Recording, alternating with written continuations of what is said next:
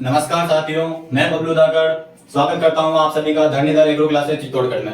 तो अपन चर्चा कर रहे थे, उस टॉपिक का नाम है सॉइल साइंस यानी कि मृदा विज्ञान। मृदा विज्ञान के अंदर अपन जो चर्चा कर रहे थे वो अपन ने देखा था, मृदा की परिभाषा देखी थी, मृदा शब्द की उत्पत्ति कैसे हुई उसके बारे में देखा था, और उसके बाद में अपन रिगोलिथ के बारे में भी देखा था, रिगोलिथ क्या होता है। और आज जो अपन चर्चा करने वाले हैं उसमें अपन देखेंगे कि मृदा अवयव होते हैं। मृदा अवयव के अंदर अपन उसका क्लासिफिकेशन देखेंगे, और उसमें जो सबसे महत्वपूर्ण जो अवयव है उसका नाम है खनिज। उसके बारे में आज विस्तार से अपन चर्चा करेंगे। तो आइए स्टार्ट करते हैं खनिज मृदा अवयव के बारे में। तो जो आज का जो अपना टॉपिक रहेगा सोइल साइंस के अंदर वो रहेगा क्या, मृदा। आज का जो टॉपिक रहेगा वो रहेगा अपना मृदा अवयव। इसको इंग्लिश में क्या बोलते हैं, इसको इंग्लिश में बोलते हैं क्या, soil composition. Soil composition,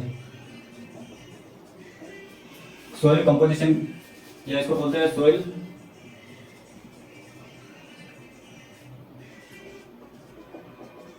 soil composition या मृदा अवयव के नाम से अपन जानते हैं, या इसको बोलते हैं कि सोइल कंपोनेंट के नाम से अपन जानते हैं। अब आइए चर्चा करते हैं अपन मृदा अवयव। तो मृदा अवयव होते हैं जो कितने प्रकार के होते हैं, तो या इसकी डेफिनेशन की बात करते हैं मृदा अवयव की। तो जो इसकी जो डेफिनेशन होती है वो नॉर्मल होती है। मृदा में उपस्थित जितने भी पदार्थ होते हैं, या अपन कह सकते हैं पेड़ पौधों को मृदा के द्वारा जो आवश्यक पोषक तत्व, जल, वायु और ये यांत्रिक मैकेनिकल सपोर्ट जो दिया जाता है उसी को अपन क्या कहते हैं, मृदा अवयव के नाम से जानते हैं। और मृदा अवयव में इन्हीं को रखा गया है, किन किन को, खनिज पदार्थ को रखा गया, कार्बनिक पदार्थ को रखा गया, जल को रखा गया और वायु को रखा गया। तो अब स्टार्ट करते हैं मृदा अवयव के बारे में। तो मृदा अवयव की बात करें तो मृदा अवयव कैसा होता है, इसके बारे में कुछ तथ्यात्मक जानकारी है। तो मृदा अवयव क्या होता है, तो ये क्या होता है, विषमांगी तंत्र होता है। यानी कि ये क्या होता है, तो हेटेरोजिनस सिस्टम होता है, विषमांगी तंत्र होता है, क्योंकि इसमें किसी का संगठन फिक्स नहीं होता है। इसमें खनिज पदार्थ अलग होते हैं और हर एक जो सोइल होती है उसका संगठन अलग अलग होता है। तो ये किस प्रकार का सिस्टम होगा, हेटेरोजिनस सिस्टम होगा। इसके अलावा नेक्स्ट बात करें तो ये क्या होता है, विषमांगी तंत्र होता है। इसके अलावा नेक्स्ट बात करें तो वो ये क्या होता है, मृदा अवयव पौधों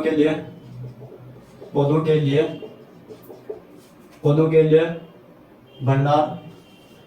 लिए भंडार होते हैं। किसके लिए, तो खनिज के लिए। यानी कि पेड़ पौधों को जो भी खनिज पदार्थ प्राप्त होते हैं वो किनके द्वारा प्राप्त होते हैं, तो मृदा के द्वारा प्राप्त होते हैं। तो पौधों के लिए भंडार होते हैं, या इसको अपन कह सकते हैं पौधों के लिए आवश्यक पोषक तत्वों का भंडार गृह होता है। पौधों के लिए आवश्यक तत्वों का भंडार गृह कौन होता है, तो मृदा अवयव होता है। अब इसमें अपन चर्चा करते हैं इसके क्लासिफिकेशन या वर्गीकरण की बात करते हैं अपन।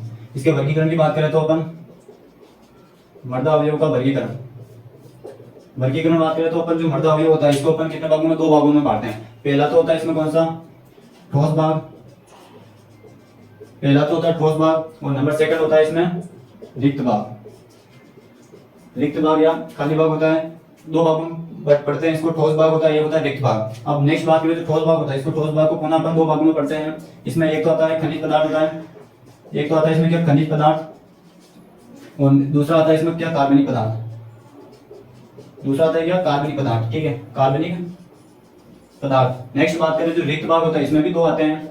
इसमें भी दो कौन कौन से आते हैं, एक तो आता है इसमें जल आता है, और एक आता है इसमें क्या, वायु होता है। ठीक है, यानी कि जो सोइल के अंदर जो रिक्त भाग होता है उसमें जल आएगा और एक आएगा वायु आएगा। अब बात करते हैं ये ठोस भाग और रिक्त भाग कितना होता है। तो जो ठोस भाग होता है ये कुल भाग का कितना प्रतिशत होता है, 50% होता है, और जो रिक्त भाग होता है वो भी कुल भाग का कितना प्रतिशत होता है, 50% होता है। नेक्स्ट चर्चा करें जो दोनों 50-50% होते हैं। अब इसमें से खनिज पदार्थ कितना होता है, तो इसमें जो खनिज पदार्थ होता है वो होता है इसमें कितना, 45% होता है, 45% होता है। और कार्बनिक पदार्थ कितना होता है, तो ये होता है कितना, 5% होता है। ठीक है, नेक्स्ट बात करें जो रिक्त भाग है वो टोटल का कितना, 50% होता है। उसमें जो वाटर होता है, सोइल वाटर कितना होता है, वो होता है कितना, 25% होता है। और जो वायु होता है, जो एयर होती है, सोइल है, वो भी कितनी होती है, 25% होती है। तो ये तो होता है इसका क्लासिफिकेशन। एक बार फिर देखते हैं अपन मृदा अवयव, सोइल कंपोजिशन, विषमांगी तंत्र होता है, क्योंकि इनमें सभी क्या होते हैं, भिन्न पाए जाते हैं। हर एक सोइल का अपना एक अलग संगठन होता है। ठीक है, उसमें हो सकता है किसी में खनिज पदार्थ कम हो सकता है, तो किसी में खनिज पदार्थ ज्यादा हो सकता है। अब नेक्स्ट बात करें, पौधों के लिए आवश्यक पोषक तत्वों का भंडार होता है ये, क्योंकि जो पौधों को जो आवश्यक पोषक तत्व प्राप्त होते हैं वो केवल किसी खनिज से और कार्बनिक पदार्थ से प्राप्त होते हैं।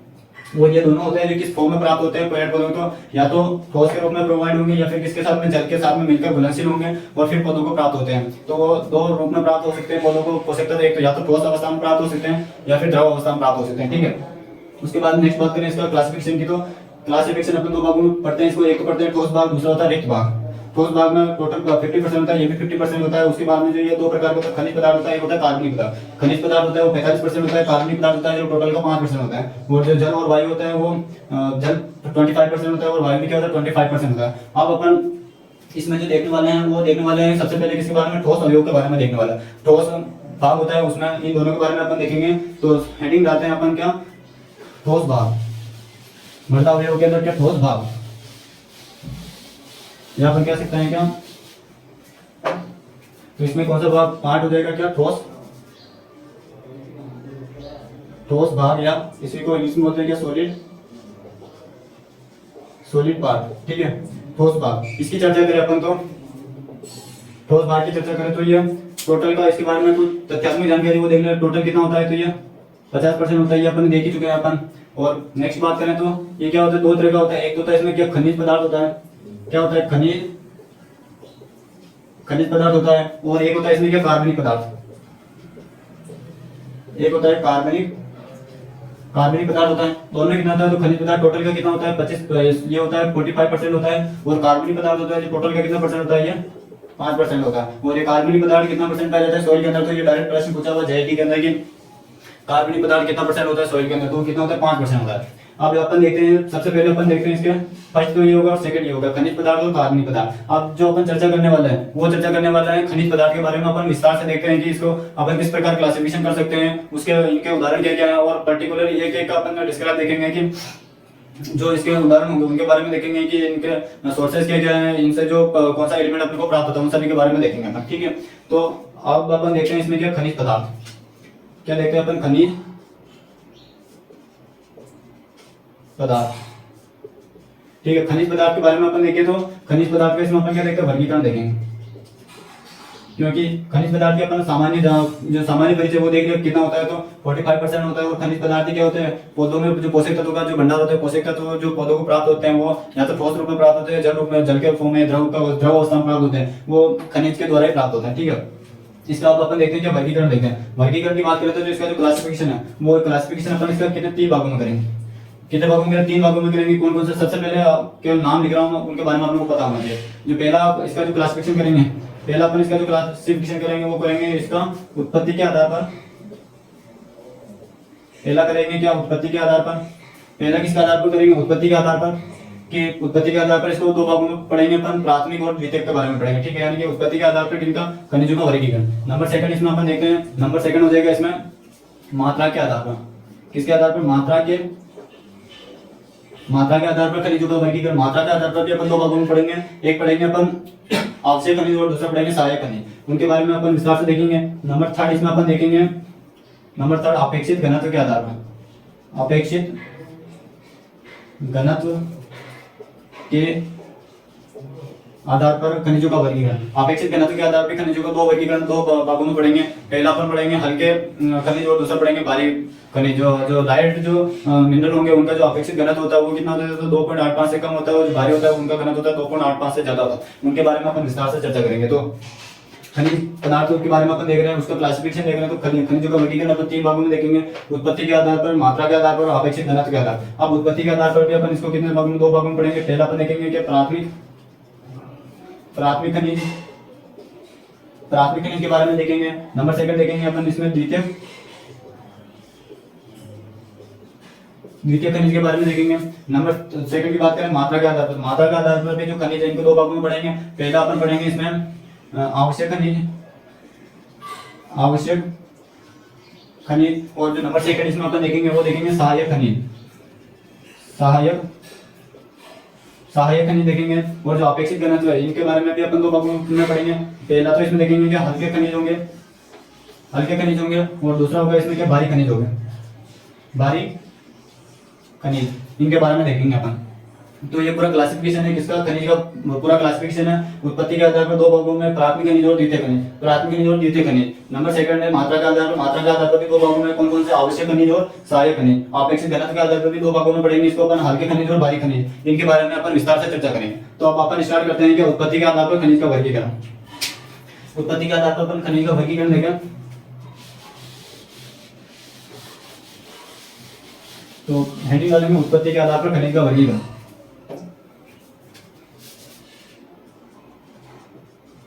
उत्पत्ति के आधार पर खनिज का वर्गीकरण। उत्पत्ति के आधार पर खनिज का वर्गीकरण देख रहे हैं अपन। तो जो उत्पत्ति के आधार पर खनिज को कितने भागों में पढ़ेंगे अपन, ये फर्स्ट है अपने उत्पत्ति के आधार पर, इसको अपन हेडिंग नंबर फर्स्ट डालेंगे ए, ठीक है। तो उत्पत्ति के आधार पर खनिज को अपन दो भागों में पढ़ेंगे।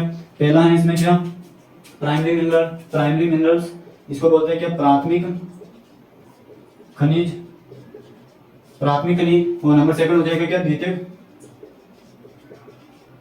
द्वितीयक खनिज, प्राथमिक खनिज और द्वितीयक खनिज, इसके बारे में अपन देखेंगे। अब बात करें प्राइमरी मिनरल्स और सेकेंडरी मिनरल्स, इसको बोलते हैं कि इसमें प्राइमरी मिनरल, इसको बोलते हैं क्या, सेकेंडरी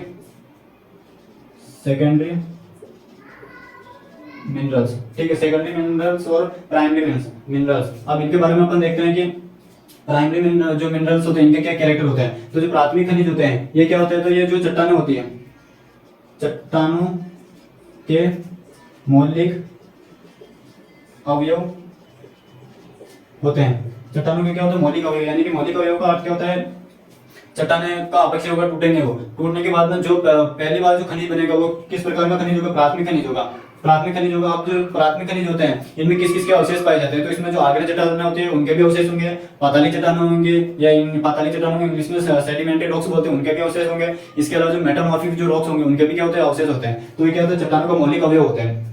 और इनमें किन कैरेक्टर होंगे, तो जो तीनों प्रकार की जो चट्टानें होती है उन तीनों प्रकार के इनमें क्या होंगे, कैरेक्टर होंगे, गुण होंगे। अब इनकी बात करते हैं उदाहरण की। जो प्राथमिक चट्टान होती है इनके क्या क्या उदाहरण होते हैं। तो प्राथमिक चट्टान के उदाहरण देंगे कि क्वार्टर हो जाएगा, क्वार्टर हो जाएगा, फेल्सपार हो जाएगा, फेल्सपार हो जाएगा, फेल्सपार हो जाएगा। और इसके अलावा क्या हो जाएगा, माइका हो जाएगा, फेल्सपार हो जाएगा, क्वार्टर हो जाएगा, फेल्सपार हो जाएगा, माइका हो जाएगा। इसके अलावा क्या हो जाएगा, तो ओलिवाइन हो जाएगा, ओलिवाइन हो जाएगा। तो ये इसके कुछ उदाहरण होते हैं, कौन कौन से, क्वार्टर, फेल्सपार और माइका, इनके उदाहरण हो जाएंगे, ठीक है। नेक्स्ट अपन चर्चा करते हैं किसके बारे में, द्वितीयक खनिज के बारे में, सेकेंडरी मिनरल्स के बारे में अपन चर्चा करें। तो जो सेकेंडरी मिनरल्स का जो निर्माण होता है, इनका जो निर्माण होता है, इनका निर्माण किसके द्वारा होता है, तो इनका जो निर्माण होता है वो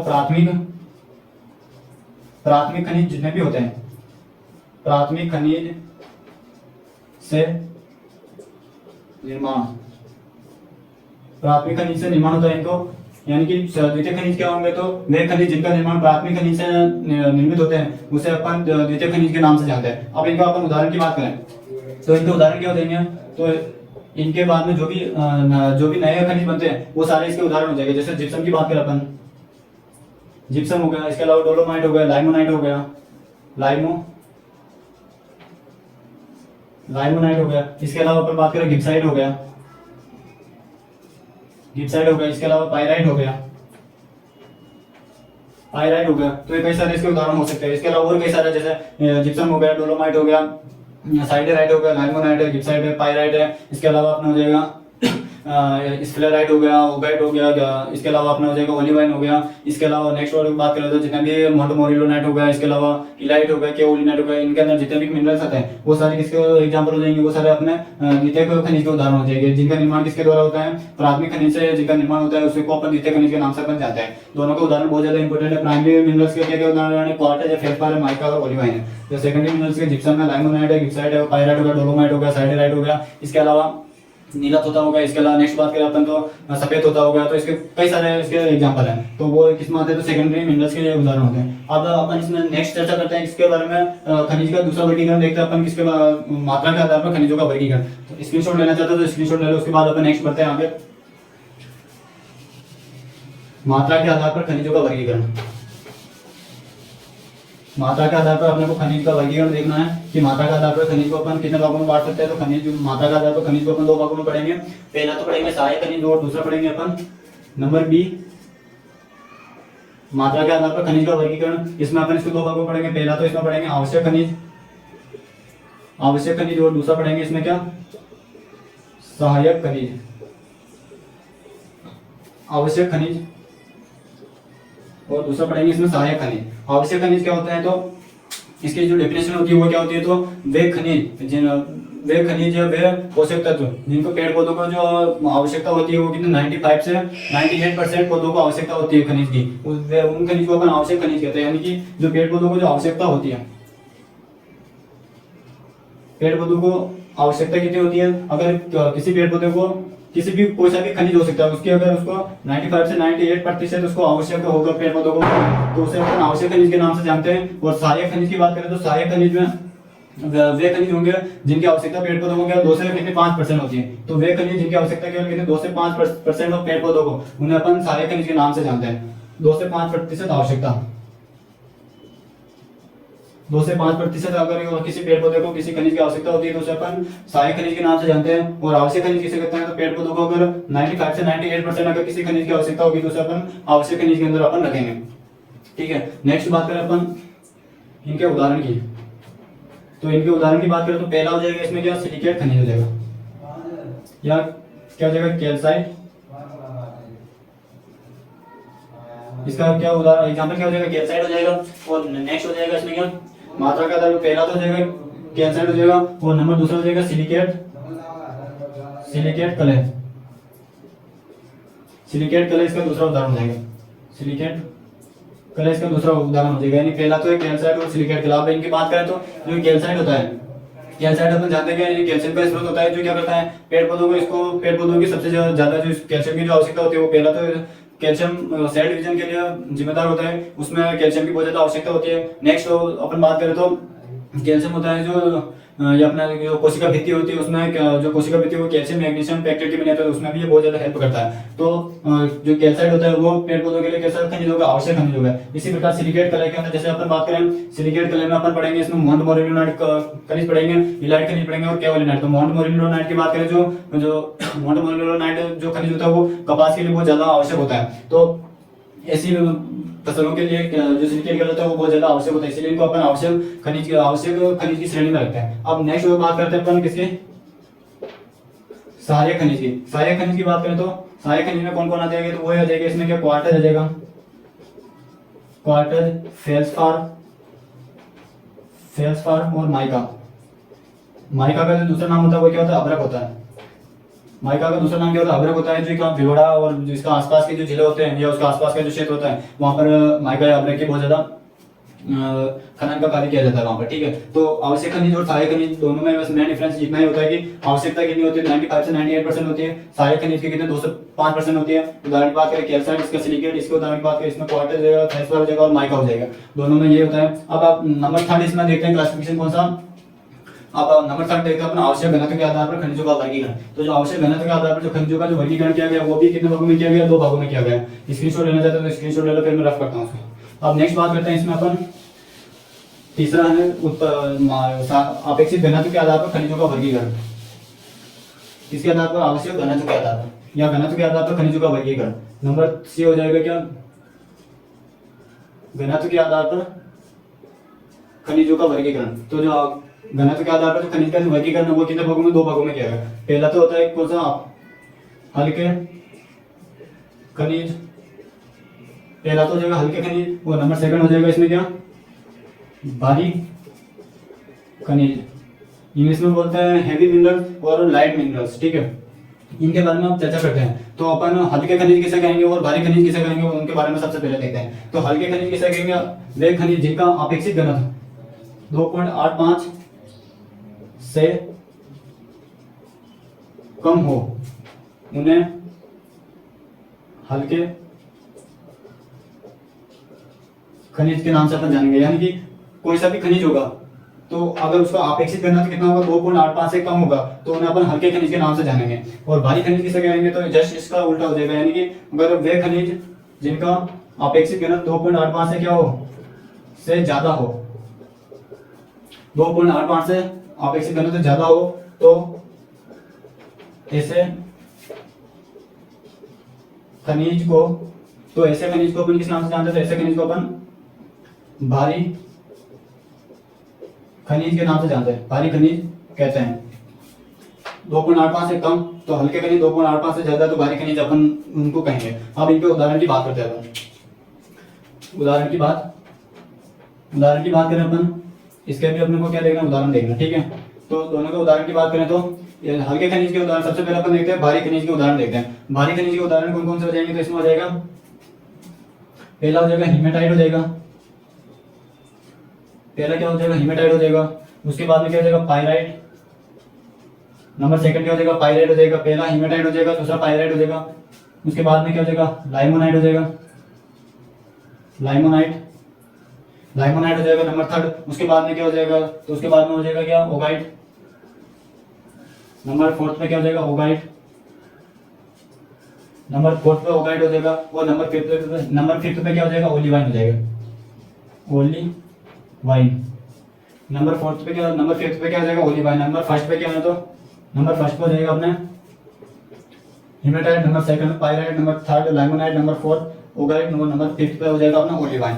अब नेक्स्ट बात करते हैं कि अपन ने ये तो देख लिया कि अगर किसी का अपेक्षित घनत्व 2.85 से ज्यादा होगा, यानी कि किसी का अपेक्षित घनत्व कितना होगा 2.85 से क्या होगा ज्यादा होगा, तो उन्हें अपन किस नाम से जानेंगे, अपन उन्हें भारी खनिज के नाम से जानेंगे। अब इनका अपेक्षित घनत्व कितना होता है, हीमेटाइट का अपेक्षित घनत्व कितना वो देखना है अपने, सभी का अपेक्षित घनत्व देखना है अपने को। तो जो हीमेटाइट होता है इसका जो अपेक्षित घनत्व होता है वो कितना होता है, वो होता है 5.3 होता है अपेक्षित घनत्व।